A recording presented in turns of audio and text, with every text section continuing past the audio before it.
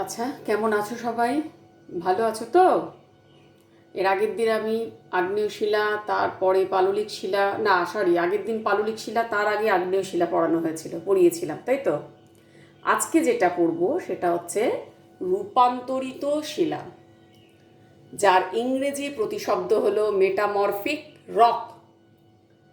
এখন এই metamorphic rock যে বলা হচ্ছে, এটা মেটামরফি থেকে এসেছে। এটা একটা গ্রিক শব্দ। মেটামরফি থেকে এসেছে, যার অর্থ কি? যার অর্থ হচ্ছে রূপান্তর, অর্থাৎ পরিবর্তন। তাই ইংরেজিতে এই শিলাকে বলা হয় কি? Metamorphic rock. এর ইংরেজিতে বলা হয় মেটামরফিক রক। এই শিলা আমাদের এই পরিবর্তনশীল জগতের একটা প্রকৃষ্ট উদাহরণ। কোন শিলা? না, এই রূপান্তরিত শিলা।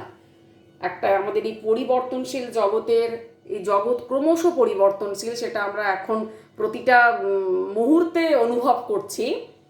তো সেই পরিবর্তনশীল জগতের একটি প্রকৃষ্ট উদাহরণ।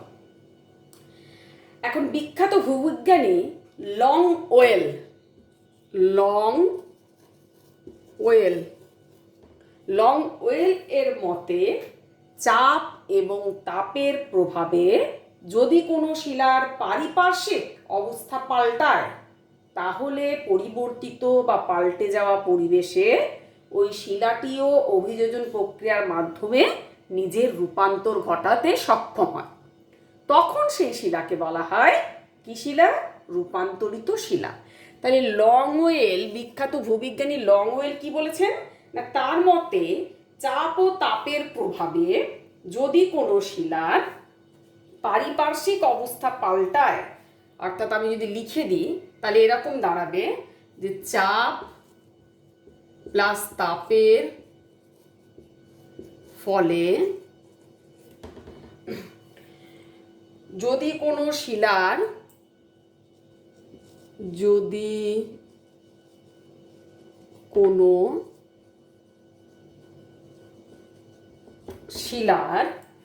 পারিপার্শ্বিক অবস্থা, অর্থাৎ চারিপাশের যে অবস্থা,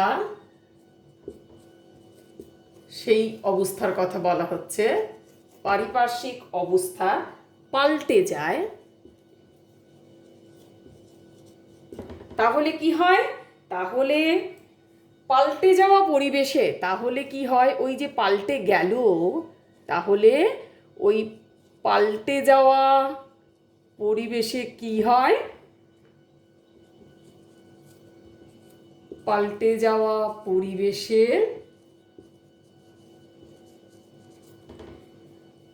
ওই শিলাটিও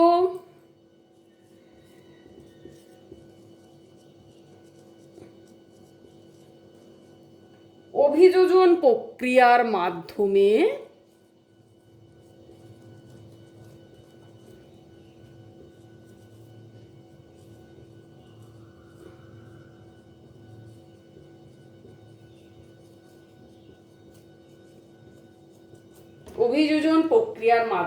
নিজের রূপান্তর ঘটায়, মানে নিজের পরিবর্তন ঘটায়, নিজের রূপান্তর ঘটায়, তখন তাকে রূপান্তরিত শিলা বলা হয়। লংওয়েল এটা বলেছেন, চাপ ও তাপের ফলে যদি কোনো শিলার পারিপার্শ্বিক অবস্থা পাল্টায়, তাহলে ওই পাল্টে যাওয়া পরিবেশে ওই শিলাটিও অভিযোজন প্রক্রিয়ার মাধ্যমে নিজের রূপান্তর ঘটায়। একে তখন বলা হচ্ছে কি? রূপান্তরিত শিলা। এখন তোমাদের বইতে এই রূপান্তরিত শিলার, তোমাদের বইতেও একটা সুন্দর উদাহরণ, এই সংজ্ঞা দেওয়া আছে। এই জিনিসটারই একটু সুন্দরভাবে আরও কি, এই জিনিসটাতেই আরও একটু ছোট করে একটা সংজ্ঞা দেওয়া আছে। কি বলা আছে? না, এক্ষেত্রে বলা আছে আগ্নেয় ও পাললিক শিলা ভূ অভ্যন্তরের প্রচণ্ড চাপ ও তাপ এর মাধ্যমে কি হয়? রাসায়নিক বিক্রিয়া হয়। ফলে দীর্ঘ সময় ধরে তার পুরানো ও ভৌত ও রাসায়নিক ধর্ম হারিয়ে সম্পূর্ণ নতুন ধর্ম বিশিষ্ট শিলায় পরিণত হয়। অর্থাৎ আগ্নেয় ও পাললিক শিলার কি হয়, আগ্নেয় প্লাস পাললিক যেটা আমরা পড়েছিলাম আগের দিনের চ্যাপ্টারগুলো, আগের দিনেরগুলোতে, এই চ্যাপ্টারগুলো, আগ্নেয় ও পাললিক শিলায় কি হয়, ভূ অভ্যন্তরের প্রচণ্ড চাপ, ভূ অভ্যন্তরের প্রচণ্ড প্রচণ্ড চাপ প্লাস তাপ, প্রচণ্ড চাপ ও তাপ, এর ফলে কি হয়, নানা রাসায়নিক বিক্রিয়া, চাপ তাপ প্লাস রাসায়নিক বিক্রিয়ার মাধ্যমে কি হয়, বহুদিন ধরে শিলাটি, দীর্ঘ সময় ধরে রাসায়নিক বিক্রিয়ার মাধ্যমে বহুদিন ধরে শিলাটি কি হয়, তার নিজের পুরানো ভৌত ও রাসায়নিক ধর্ম হারিয়ে ফেলে। রাসায়নিক বিক্রিয়া যখনই হয়ে গেল, তার নিজের পুরানো ভৌত রাসায়নিক ধর্ম হারিয়ে দেয়, নিজের ধর্ম হারিয়ে তখন সে কি করে, নতুন ধর্ম, নিজের ধর্ম হারিয়ে নতুন ধর্ম বা নতুন বৈশিষ্ট্য ধারণ করে। নিজের ধর্ম হারিয়ে নতুন ধর্ম বিশিষ্ট একটা শিলায়, নতুন ধর্ম বিশিষ্ট শিলায় পরিণত হয়, তখন তাকে বলা হচ্ছে রূপান্তরিত শিলা। তাহলে কি হচ্ছে, আগ্নেয় ও পাললিক শিলায় ভূ অভ্যন্তরে প্রচণ্ড চাপ ও তাপ প্লাস রাসায়নিক বিক্রিয়ার মাধ্যমে দীর্ঘ সময় ধরে তার পুরানো ও ভৌত ও রাসায়নিক ধর্ম হারিয়ে দেয়। রাসায়নিক বিক্রিয়া হলে দীর্ঘ সময়, লং টাইম ধরে তার কি হয়, নিজের ধর্ম হারিয়ে ফেলে, হারিয়ে নতুন ধর্ম বিশিষ্ট, এই যে এখানে দেওয়া আছে, নতুন ধর্ম বিশিষ্ট শিলায় পরিণত হয়, তখন তাকে বলা হচ্ছে মেটামরফিক, অর্থাৎ রূপান্তরিত শিলা, মেটামরফিক রক বা রূপান্তরিত শিলা। বোঝা গেল কি বললাম? এখন একেই বলা হয় তাহলে রূপান্তরিত শিলা। তাহলে এটা পরিষ্কার, রূপান্তরিত শিলা হতে গেলে পুরানো যে বৈশিষ্ট্য থাকবে সেই বৈশিষ্ট্য হারিয়ে ফেলবে, হারিয়ে ফেলে সে নতুন ধর্ম বা নতুন বৈশিষ্ট্য কি নতুন ধর্ম বিশিষ্ট শিলা রূপ ধারণ করবে। তাহলে পুরানো বৈশিষ্ট্য হারিয়ে ফেলছে কেন, না প্রচণ্ড চাপ পেয়েছে ভূ অভ্যন্তরভাগে, এই যে প্রচণ্ড চাপ আর তাপ, এই দুটো প্লাস রাসায়নিক বিক্রিয়া হয়েছে, চাপ এবং তাপ প্লাস রাসায়নিক বিক্রিয়া হয়েছে, এর ফলে সেটা তার নিজের ধর্মটাকে হারিয়ে অন্য একটা নতুন ধর্ম বিশিষ্ট শিলায় পরিণত হচ্ছে। একেই বলা হচ্ছে রূপান্তরিত শিলা। এখন এই রূপান্তরিত শিলা, এই যে আমরা মেটামরফিক বা রূপান্তরিত শিলা আমরা সংজ্ঞা দেখলাম, কাকে বলে, কিভাবে হয়, মোটামুটি একটা ধারণা হলো। এখন কতগুলো পদ্ধতির মধ্যে এই শিলা রূপান্তর ঘটে তোমার বইতে, তোমাদের বইতে দেওয়া আছে। কি কি পদ্ধতির মাধ্যমে রূপান্তর ঘটে, না প্রধানত দেখা যায় এই রূপান্তরিত শিলার রূপান্তর ঘটতে চারটে পদ্ধতির মাধ্যমে এটা রূপান্তর ঘটে থাকে। এই শিলাটা রূপান্তর ঘটে চারটে পদ্ধতির মাধ্যমে। কি কি চারটে পদ্ধতি, না এক নম্বর হচ্ছে অত্যধিক, কি হতে হবে, অত্যধিক তাপ, অত্যধিক তাপ হতে হবে। এর ফলে কি হয়, যেমন পিট থেকে গ্রাফাইট, পিট কয়লা একটা, জানো তো, পিট হচ্ছে কয়লা, এটার থেকে পরিণত হয়ে যায়, অত্যধিক তাপ পেলে পিট পরিণত হয়ে যায় কিসে, গ্রাফাইটে। কয়লা একটা পাললিক শিলা, আগের চ্যাপ্টারে আলোচনা হয়েছিল। গ্রাফাইট একটা রূপান্তরিত শিলা হলো, কেন হলো, অতিরিক্ত তাপ পেয়ে। এই একটা পদ্ধতির মাধ্যমে পিট গ্রাফাইটে পরিণত হয়। দু নম্বর কি আছে, দু নম্বর আছে প্রচণ্ড চাপ, অত্যধিক চাপ যদি পায় তাহলেও শিলা রূপান্তরিত হয়ে যায়। ও তাহলেও শিলা রূপান্তরিত কীরকম হয়ে যায়, না অতিরিক্ত চাপ পেলে সেল, সেল কিসে পরিণত হয়ে যায়, সেল পরিণত হয়ে যায় স্লেট, স্লেটে পরিণত হয়ে যায়। সেলও একটা কি শিলা, না সেল একটা তোমার পাললিক শিলা, সেখান থেকে পরিণত হয়ে রূপান্তরিত হয়ে পরিণত হয়ে যাচ্ছে স্লেটে অতিরিক্ত চাপের মাধ্যমে। হ্যাঁ, তিন নম্বর কি হচ্ছে, রাসায়নিক বিক্রিয়ার মাধ্যমে বা রাসায়নিক দ্রবণের মাধ্যমে। রাসায়নিক বিক্রিয়া, আমি সংজ্ঞা লেখার সময় রাসায়নিক বিক্রিয়া প্লাস করে লিখেছিলাম, দেখবে মনে আছে কিনা। রাসায়নিক বিক্রিয়া, রাসায়নিক বিক্রিয়ার মাধ্যমেও একটা শিলার রূপান্তর ঘটে। সেটার ক্ষেত্রে দেখা যায় অ্যান্ডালুসাইট থেকে সিলিমেনাইট তৈরি হয়ে যায়, অর্থাৎ অ্যান্ডালুসাইট থেকে সিলিমিনাইট রূপান্তরিত রূপ, সিলিমিনাইট। হ্যাঁ, তাহলে রূপান্তরিত শিলার রূপান্তর ঘটে অতিরিক্ত তাপের মাধ্যমে, 1 নম্বর। অতিরিক্ত চাপের মাধ্যমে, রাসায়নিক বিক্রিয়ার মাধ্যমে। রাসায়নিক বিক্রিয়া অ্যান্ডালুসাইট পরিণত হয়ে যায় কিসে?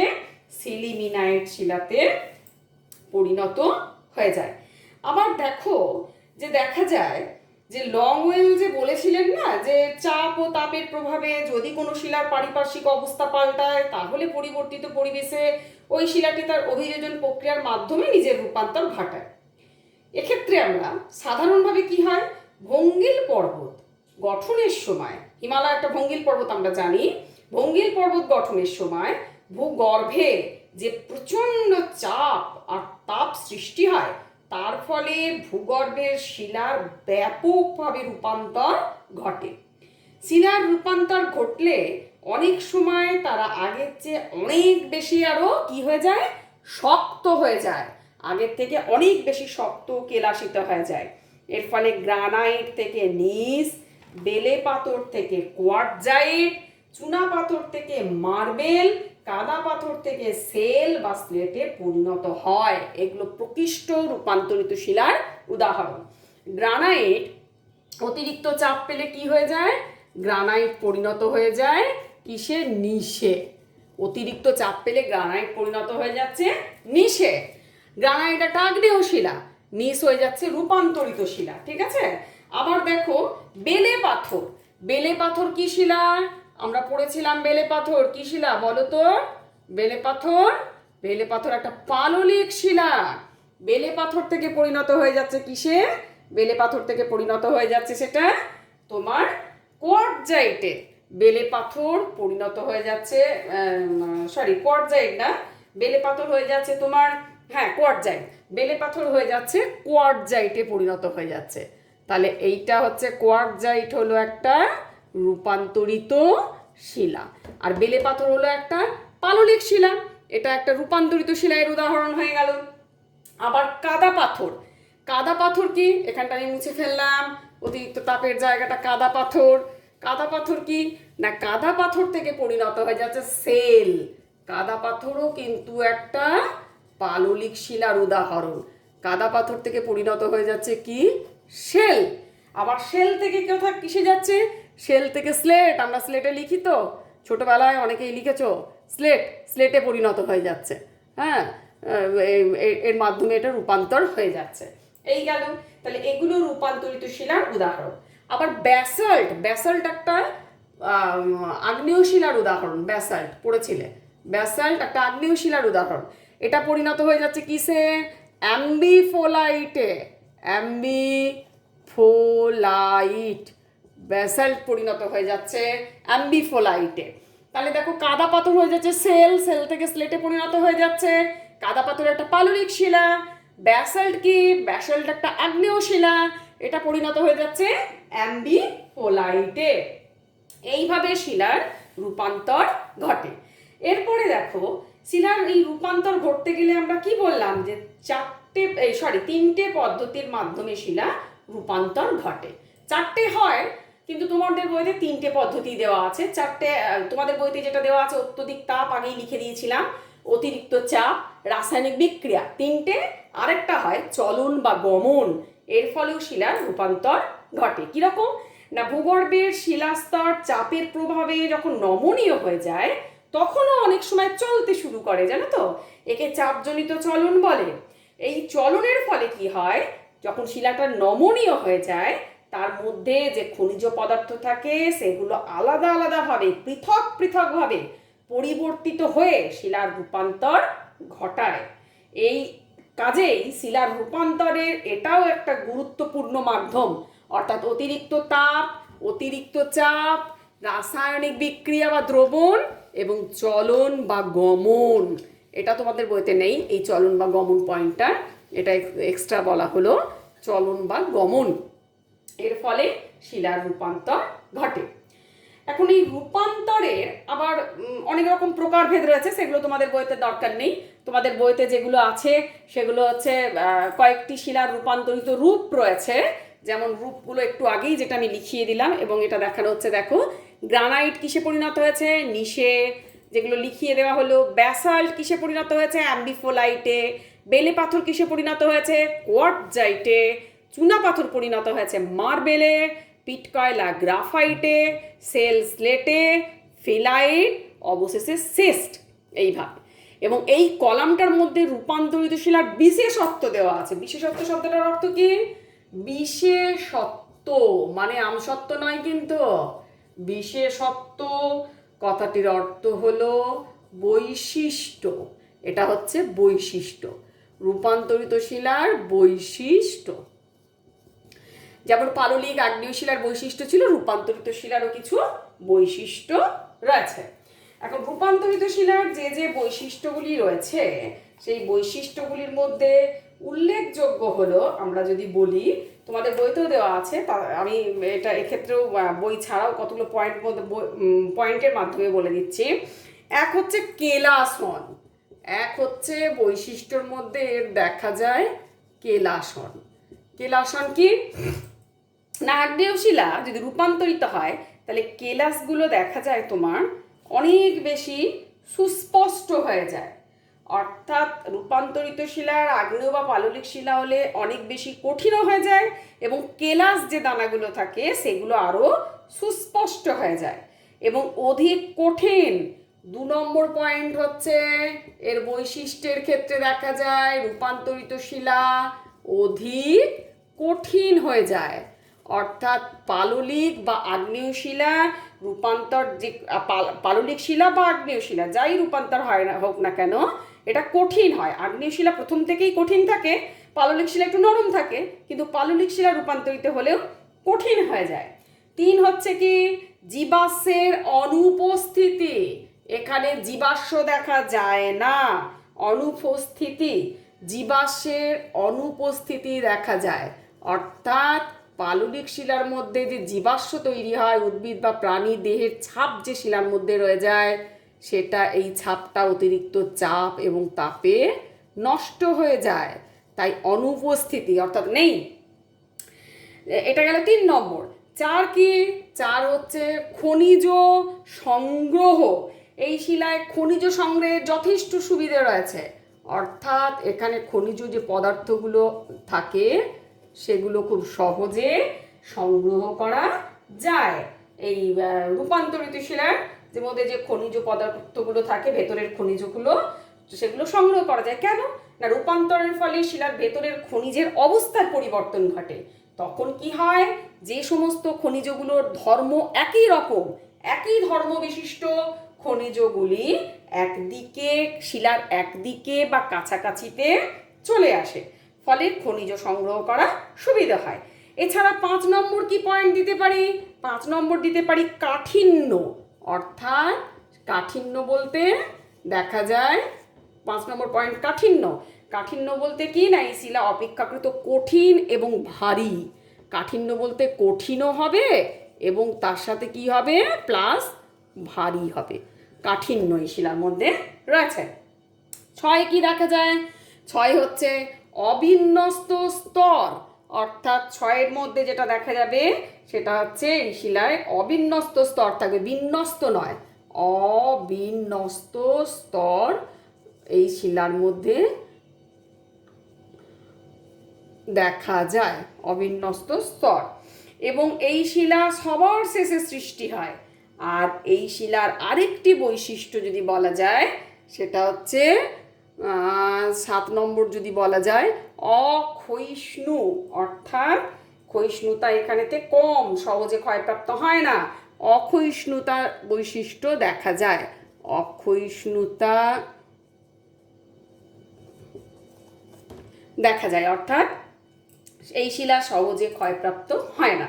তাহলে এতগুলো বৈশিষ্ট্য বইয়েতেও বৈশিষ্ট্য একই রকমই রয়েছে, আমি জাস্ট একটু পয়েন্ট করলাম। বইতে তোমাদের পয়েন্টবিহীনভাবে দেওয়া আছে, আর কয়েকটা পয়েন্টের মাধ্যমে দিয়ে দেওয়া হলো। রূপান্তরের ফলে আগ্নেয় ও পাললিক শিলা অনেক বেশি কঠিন হয়ে যায়। এই শিলা কেলাস যুক্ত হতে পারে। আগ্নেয় শিলা রূপান্তরিত হলে তা আগের থেকে আরো মসৃণ হয়ে যায়, চকচক করে, কেলাসিত হয়ে যায়।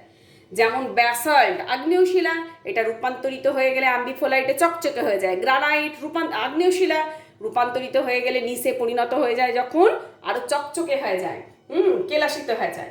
পাললিক শিলা রূপান্তরের ফলে তার ভঙ্গুরতা কমে যায়, অর্থাৎ সহজে ভেঙে যায় না।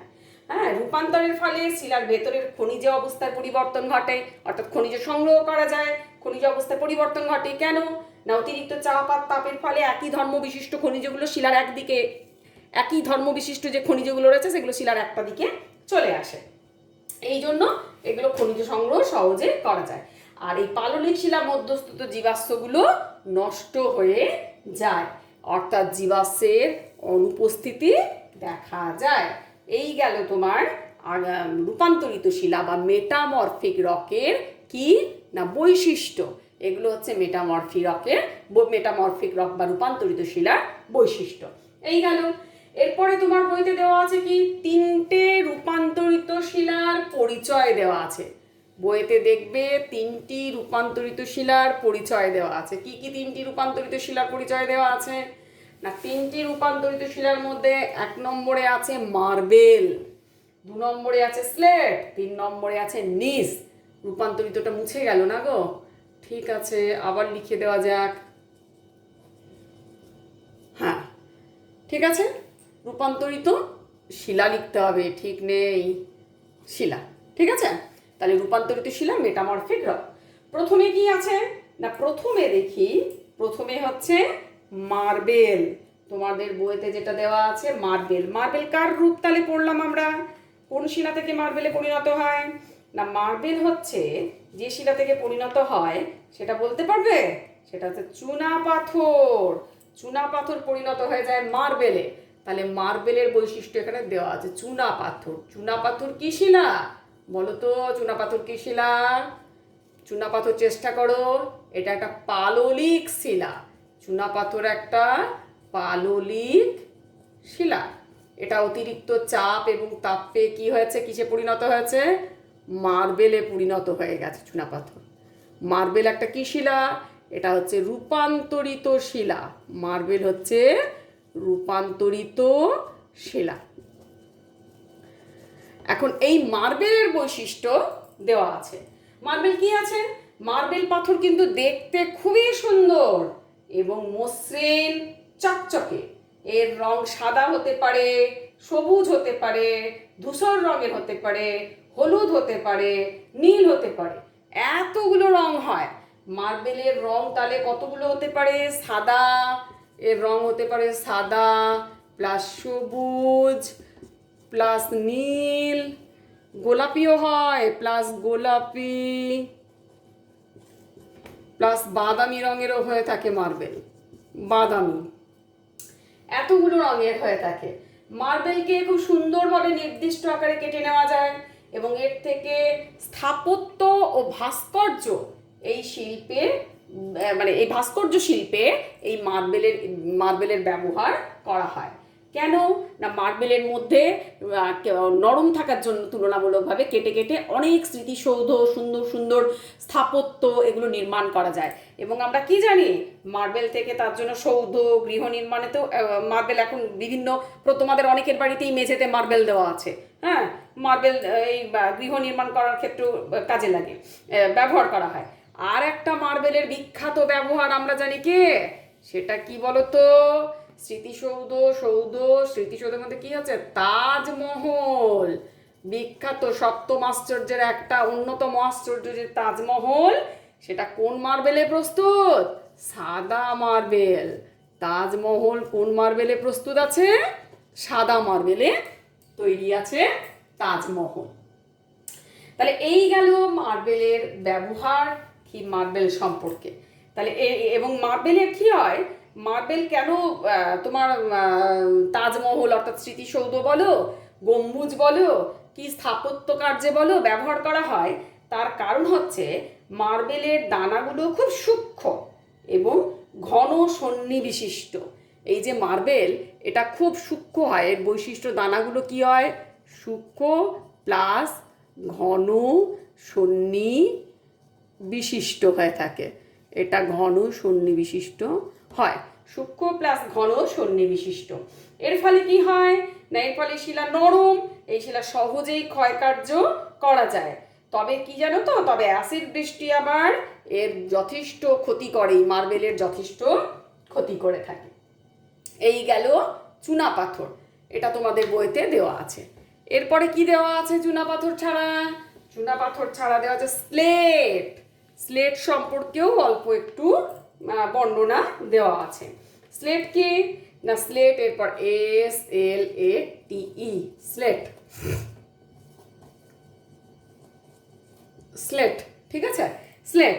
এবার স্লেট কি না, প্রচণ্ড তাপ এবং চাপের প্রভাবে কাদা পাথর কি হয়, শেলে রূপান্তরিত হয়। একটু আগেই লিখে দেওয়া হয়েছিল কাদা একটা কি পাথর, পাললিক শিলা। কাদা পাথর হয়ে যায় সেল, আর সেল থেকে হয়ে যায় স্লেট।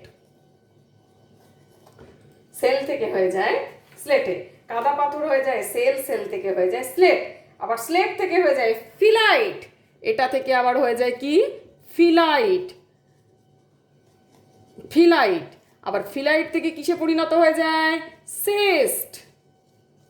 এতগুলো, ঠিক আছে, সেস্ট।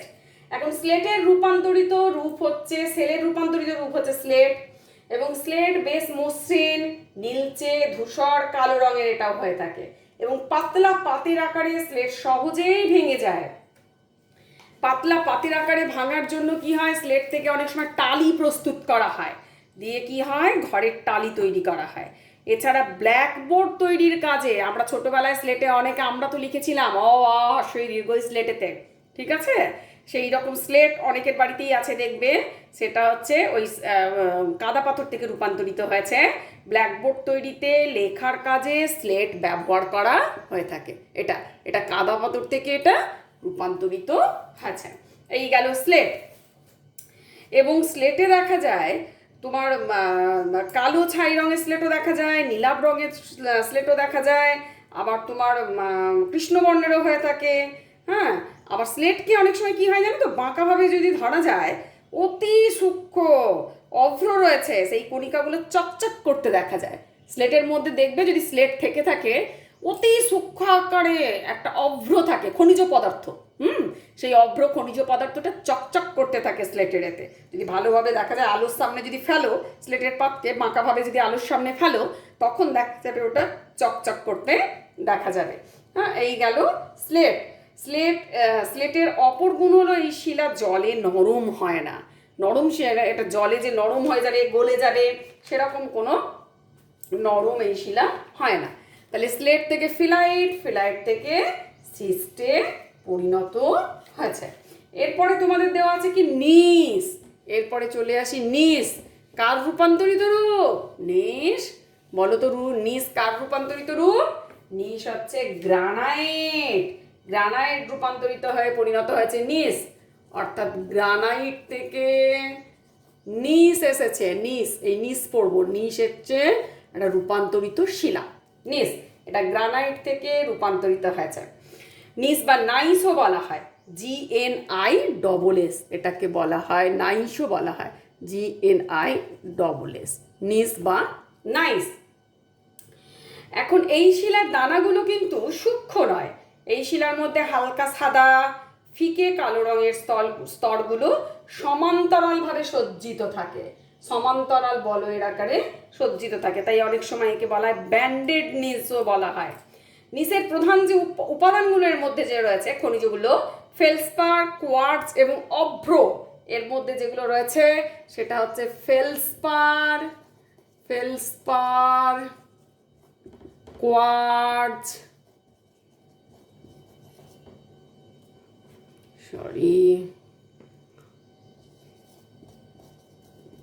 প্লাস কি আছে, অভ্র। এগুলো এর উপাদান, অভ্র। এছাড়া কি থাকে, এছাড়া নিচের মধ্যে আরও কিছু জিনিস থাকে, সেটা হচ্ছে টুরমেলিন এবং হর্নব্লেন্ড। লিখে দিচ্ছে, লিখতে পারো এক্সট্রা জানার জন্য, টুরমেলিন